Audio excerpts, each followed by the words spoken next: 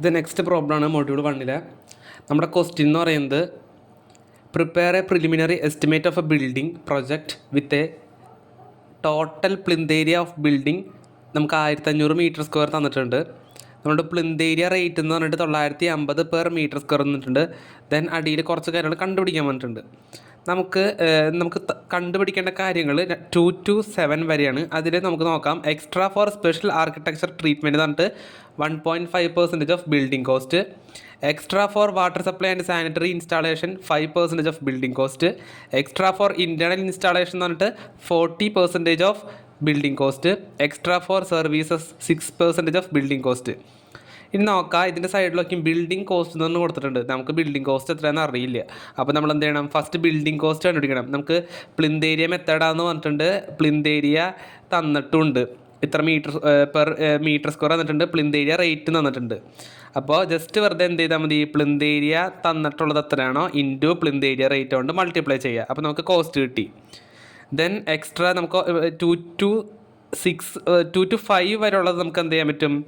Just വെറുതെ ഇപ്പോൾ 1.5% ആണ് എന്ത് extra for special architecture treatment എന്ന് പറഞ്ഞിട്ട് ജസ്റ്റ് പേര് എഴുതി വയ്ക്കുക. Total cost into 1.5 divide by 100 ചെയ്തിട്ടുണ്ടെങ്കിൽ ആ കോസ്റ്റ് കിട്ടി.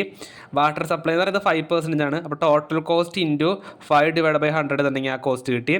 ഇനി next extra for internal installation എന്നിട്ട് 14% ആണ്. ജസ്റ്റ് വെറുതെ നമുക്ക് ടോട്ടൽ കോസ്റ്റ് എത്രയാണ് അത് എഴുതി വെച്ചു. ഇൻറ്റു 14/100 ചെയ്തു. അതുവരെ നമുക്ക് 4 വരെ. ദെൻ അതുപോലെ തന്നെ എക്സ്ട്രാ ഫോർ സർവീസസ് എന്ന് പറഞ്ഞിട്ട് 6% ബിൽഡിംഗ് കോസ്റ്റ് അത് എഴുതി വെച്ചു.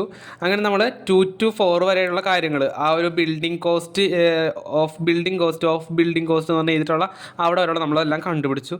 ദെൻ ഈ ടോട്ടൽ കോസ്റ്റിൻ്റെ ഒപ്പം ബിൽഡിംഗ് കോസ്റ്റിൻ്റെ ഒപ്പം ഇതെല്ലാം കൂടി കൂട്ടുക. അപ്പോൾ നമുക്ക് എന്ത് കിട്ടും? ടോട്ടൽ ബിൽഡിംഗ് കോസ്റ്റ് കിട്ടും. ഈ ടോട്ടൽ ബിൽഡിംഗ് കോസ്റ്റിൻ്റെ ഒപ്പമാണ് കോണ്ടിജൻസിസും സൂപ്പർവിഷൻ ചാർജസ് നമ്മൾ ആഡ് ചെയ്യേണ്ടത്. ആഡ് ചെയ്യുക മീൻസ് അത് എന്ത് ചെയ്യുക? പെർസെൻറ്റേജ് ആയതുകൊണ്ട് ഇൻറ്റു 3. ഇപ്പോൾ കോണ്ടിജൻസിസ് ആണെന്നുണ്ടെങ്കിൽ നമുക്ക് ടോട്ടൽ കിട്ടിയ വാല്യൂ ഇൻറ്റു 3/100 ചെയ്യുക. സൂപ്പർവിഷൻ ആണെന്നുണ്ടെങ്കിലോ നമുക്ക് ടോട്ടൽ കിട്ടിയ വാല്യൂ ഇൻറ്റു 8/100 ചെയ്യുക. അപ്പോൾ നമുക്ക് എന്ത് കിട്ടും? ടോട്ടൽ ബിൽഡിംഗ് കോസ്റ്റ് കിട്ടി, കോണ്ടിജൻസിസ് കിട്ടി, ഒരു സൂപ്പർവിഷൻ ചാർജ് കിട്ടി. ഇത് മൂന്നും കൂടിയും ആഡ് ചെയ്യുമ്പോൾ നമുക്ക് എന്ത് കിട്ടും? Grand total of building cost കിട്ടും.